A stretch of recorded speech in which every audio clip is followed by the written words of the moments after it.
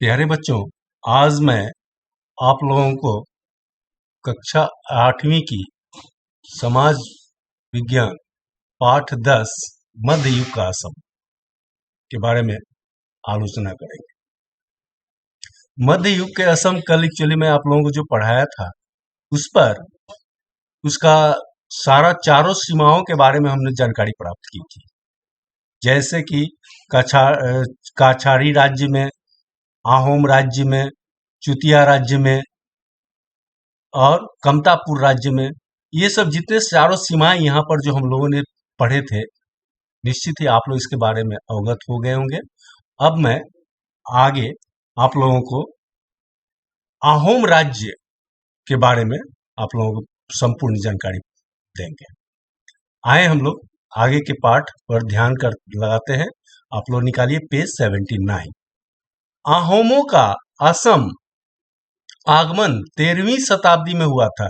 सही बात है, पहले भी हम कल मैं आप लोगों को बताया था जो कि आहोमों का आगमन 13वीं शताब्दी में हुआ था असम में, जबकि वे कई छोटे छोटे राज्यों में टुकड़ों में बटा हुआ था। तब से लेकर 19वीं शताब्दी के पूर्वार्ध तक आहोमों ने असम पर लगभग 600 वर्ष तक राज्य किया था।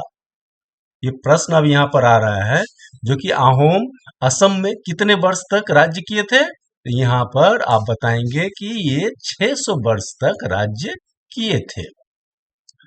इतने सुदीर्घ काल तक किसी एक क्षेत्र पर किसी राजवंश द्वारा राज्य करने का उदाहरण विश्व इतिहास में विरल ही है। जो इतने वर्ष तक राज्य किया उसका ये असम में ये एक बहुत बड़ा इतिहास बना हुआ है। चुकाफा असम में आहोम राज्य का संस्थापक था। ये अंडरलाइन कर लीजिए इस लाइन को यहाँ पर। जैसे चुकाफा असम, चुकाफा यहाँ ये जो दिया हुआ है, चुकाफा असम में आहोम राज्य का संस्थापक था। आज से प्राय 790 वर्ष पहले माओलुंग राज्य से लेकर मुकुंग होते हुए पाटकाई पर्वत को पार कर चुकाफा ने असम में प्रवेश किया था। देखिए ये लाइन को गौर से ध्यान से जरा सुनिए कि असम में आगमन कैसे हुआ।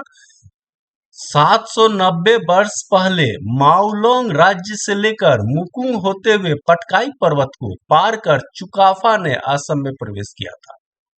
1253 शताब्दी में पटकाई पर्वत को पार कर चराई देव ने अपनी राजधानी स्थापित करने के एक लंबे समय तक चुलीकफा को स्थानीय लोगों के जबरदस्त विरोध का सामना करना पड़ा था।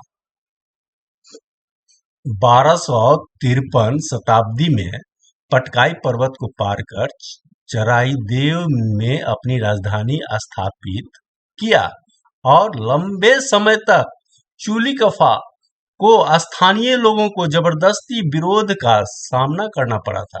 चुकाफा ने बड़े कौशल से स्थापित लोगों पर अधिकार किया था। उस समय दीखो और दीचांग नदियों के बीच की भूभाग पर मरान और बराही नाम के दो जनजातियों का राज्य था। ये अंडरलाइन कर लीजिए, किसका किसका राज्य था। तो इस भूभाग पर मरान और बराही, चुकाफा ने मरान और बराही राज्य विजय प्राप्त करके उनकी स्त्रियों के साथ विवाह किया था। चुकाफा चतुर, साहसी और दक्ष योद्धा था। असम आगमन के पश्चात बर गोहाई और बूढ़ा गोहाई नाम के दो मंत्रियों के परामर्श से शासन किया था। चुकाफा जो था वह बहुत ही चतुर और साहसी और दक्ष योद्धा था। पर असम आगमन के पश्चात जब उनकी असम में आगमन हुआ तब बर गोहाई और बूढ़ा गोहाई नाम के दो मंत्रियों के परामर्श में, बूढ़ा गोहाई और बर गोहाई ये दो मंत्रियों थे जो मंत्रियों के परामर्श से शासन किया था और 36 वर्ष तक शासन करने के पश्चात 1268 में स्वर्गदेव चुकाफा की मृत्यु हो गई थी। अब चुकाफा के मृत्यु के पश्चात आहोम राज्य पर इस वंश के 39 राजाओं ने शासन किया था। जब चुकाफा देव की मृत्यु हो गया, उसके बाद अहोम राज्य पर इस वंश के 39 राजाओं ने शासन किया था। जो 600 वर्ष के शासन काल में अहोम राजाओं को अपने पड़ोसी राज्य के साथ लगातार युद्ध करते रहना पड़ा था। अतः अहोम राज्य की सीमा समय समय पर घटती बढ़ती रहती थी। जनजाति धार्मिक परंपरा को रक्षा करने वाले अहोम प्रथम सोमदेव नाम के देवता की पूजा अर्चना किया करते थे। ये जो सोमदेव नाम के जो देवता थे, इनके अहोम लोग इनकी पूजा या अर्चना करते थे। अहोम राजा स्वर्गदेव चुंडागफा और बामुनी कुंवर के शासन काल में अहोम हिंदू धर्म के प्रभाव में आ गए। चुंडागफा और बामुनी कुंवर कि जब ये शासन काल हुआ, तब अहोम हिंदू धर्म के प्रभाव में आ गए। उसके वर्तमान शिवसागर नगर से लगभग 17 किलोमीटर दूर चरगुआ नामक स्थान पर अपनी राजधानी स्थापित किया था। ये शिवसागर नगर के लगभग 17 किलोमीटर की दूरी पर जो चुरगावा नामक एक स्थान है, उस पर अपनी राजधानी स्थापित किया था। अहोम वंश के चौदहवें राजा स्वर्गदेव चुहुंगमुंग अथवा दिहिंगिया राजा के शासन काल में तुर्बक के नेतृत्व में मुसलमानों ने असम पर कई बार आक्रमण किया था।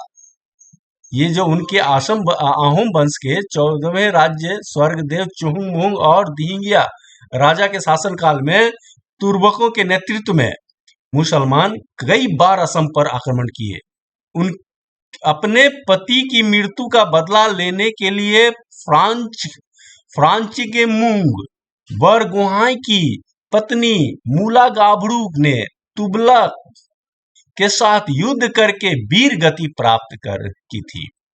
स्वर्गदेव चुहुंगमुंग अथवा दिहिंगिया राजा के शासन काल में अहोम राजाओं ने अपने अहोमों नाम के साथ हिंदू नाम भी धारण करने लगे थे। स्वर्ण नारायण चुहुंगमुंग का हिंदू नाम था। इन्होंने पर पात्र गोहाई पद का सृजन किया था। अहोम चुटिया संघर्ष स्वर्गदेव चुहुंगमुंग के शासन काल की उल्लेखनीय घटना है। इस युद्ध की चुटिया राजा पराजित हुआ था और चुटिया राजा को अहोम राज्य से मिला लिया गया था। जीते हुए चुटिया राज्य का शासन भार अहोम राजा ने सदिया खोआ गोहाई को दिया था। शंकरदेव ने इस समय असम में वैष्णव धर्म का प्रचार का आरंभ किया था। ये अंडरलाइन कर लीजिए। शंकरदेव कब से वैष्णव धर्म का प्रचार करना आरंभ किया था? वैष्णव धर्म, असम में वैष्णव धर्म का प्रचार शंकरदेव इसी समय से करना आरंभ कर दिया था।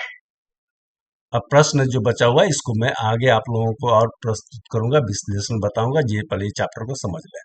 1603 ईस्वी से लेकर 1573 ईस्वी तक समय अहोम इतिहास का संकट काल था।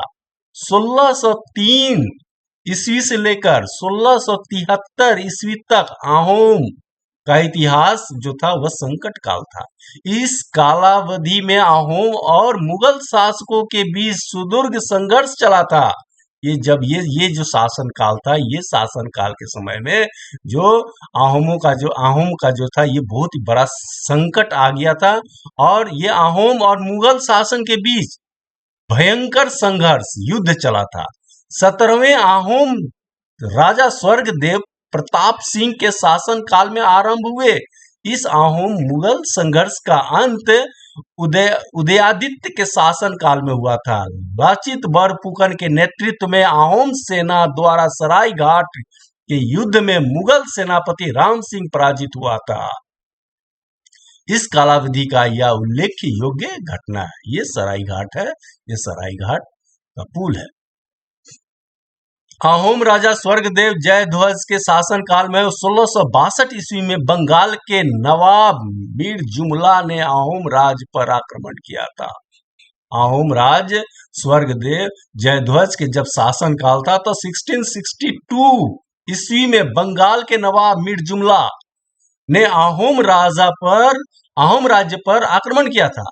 इस युद्ध में अहोम मीर जुमला के हाथों पराजित हुआ था और मीर जुमला ने गरगुआ पर अधिकार प्राप्त कर लिया था। 1663 ईस्वी में मीर जुमला और अहोम के बीच एक संधि हुई थी। इस संधि के अनुसार ब्रह्मपुत्र नदी के उत्तरी किनारे पर भरली और दक्षिण कलंग नदी अहोम राज्य की सीमा निर्धारित की गई थी। मीर जुमला के असम आक्रमण के समय सिहाबुद्दीन तलीस नाम का एक व्यक्ति असम आया था। सिहाबुद्दीन तलीस नामक जो एक व्यक्ति था, वो मिर्जा मुला के असम आक्रमण के समय उनका पदार्पण हुआ। इसके तत्कालीन असमिया समाज और यहाँ के लोगों के बारे में एक बहुमूल्य टीका भी लिखा था। जयध्वज सिंहासन के परिवर्तित राजा स्वर्गदेव चक्रध्वज सिंह ने मुगलों के कर देने का से इनकार कर दिया। यानी कि जयध्वज सिंह के परिवर्तित राजा स्वर्गदेव चक्रध्वज सिंह ने मुगलों को कर यानी कि टैक्स देने से इनकार कर दिया। फलस्वरूप मुगल और अहोम के बीच पुनः संघर्ष आरंभ हो गया। अब मुगल बादशाह अंग्रेज ने अपने सेनापति राम सिंह को अहोम राज्य पर आक्रमण करने के लिए भेजा। वीर लाचित बरफुकन के नेतृत्व में अहोम सेना ने बड़े पराक्रम के साथ 1671 ईस्वी में सरायघाट के युद्ध में मुगल सेनापति राम सिंह को पराजित कर दिया। फिर 1671 में सरायघाट का जब युद्ध हुआ था, तब मुगल सेनापति राम सिंह को उन्होंने पराजित कर दिया। फिर 1663 ईस्वी से लेकर 1681 ईस्वी तक 11 वर्ष तक समय असम के इतिहास का उथल पुथल भरा समय था। ये जो समय था बहुत ही कभी ऊपर तो कभी नीचे क्या समय चल रहा था। इस कालावधि में असम को कई युद्धों का सामना करना पड़ा था। अहोम राजाओं के दुर्बलता का लाभ उठाकर इस कालावधि ने अहोम राज्य पर स्वार्थ लोलुप उच्च पदाधिकारियों द्वारा किए गए षड्यंत्र के कारण अंततः 1681 ईस्वी में स्वर्गदेव गंगाधर सिंह ने सारे षड्यंत्र पर विजय प्राप्त कर अहोम राज्य के सिंहासन पर बैठा और अहोम राज्य में शांति स्थापित की। जब वह गद्दी पर बैठा तब उस समय से ये क्या हुआ, क्योंकि उनका राज्य जो था वह अपना शांति ढंग से चलाना प्रारंभ कर दिया। गंगाधर सिंह के शासन काल में गदाधर सिंह के शासन काल में 1682 ईस्वी के ईटाखोली नामक स्थल पर मुगल और अहोमों का अंतिम युद्ध हुआ था। ये याद रखना कि गदाधर सिंह के शासन काल में अहोमों का अंतिम युद्ध कब हुआ था, तो 1682 में ईटाखोली नामक स्थान पर। इस युद्ध के परिणाम स्वरूप मना नदी को अहोम राज्य का पश्चिमी सीमा निर्धारित कर दिया गया। गदाधर सिंह के पुत्र रुद्र सिंह को अहोम वंश का सर्वश्रेष्ठ राजा कहा जाता है। गदाधर सिंह का जो पुत्र था रुद्र सिंह को अहोम वंश का सबसे सर्वश्रेष्ठ राजा कहा जाता है। बुद्धिमान और कौशल योद्धा रुद्र सिंह को अपने शासन काल का अधिक समय कछाड़ी और जैंतिया विद्रोह को दबाने में व्यतीत करना पड़ता था। विद्रोह को दबाने में व्यस्त होने के बावजूद इससे अपने राज्य को पूजा की भलाई के लिए बहुत से कार्य किया था। अहोम राज्य स्वर्गदेव रुद्र सिंह ने असम के छोटे छोटे राज्यों के बीच आपसी संबंध स्थापित करने की चेष्टा की थी। इसका उद्देश्य शायद यह था कि पश्चिमी सीमा के असम पर होने वाले बाहरी आक्रमणों को रोकना, अहोम राज्य की सीमा को पश्चिमी करतोवा नदी तक संप्रसारित करना था। इस उद्देश्य के पूर्ति के लिए उसने अहोमों को पड़ोसी राज्य की सहायता लेकर एक सैनिक दल का भी गठन किया था, लेकिन अभियान आरंभ करने के पूर्व ही बीमार हो जाने से 1714 ईस्वी में रुद्र सिंह स्वर्गवास हो गए।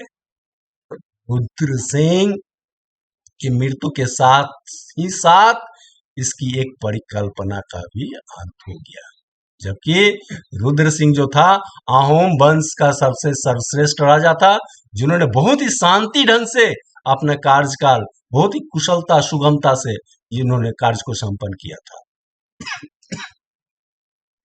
रुद्र सिंह के मृत्यु के पश्चात स्वर्गदेव सिंह अहोम राज्य का राजा बना।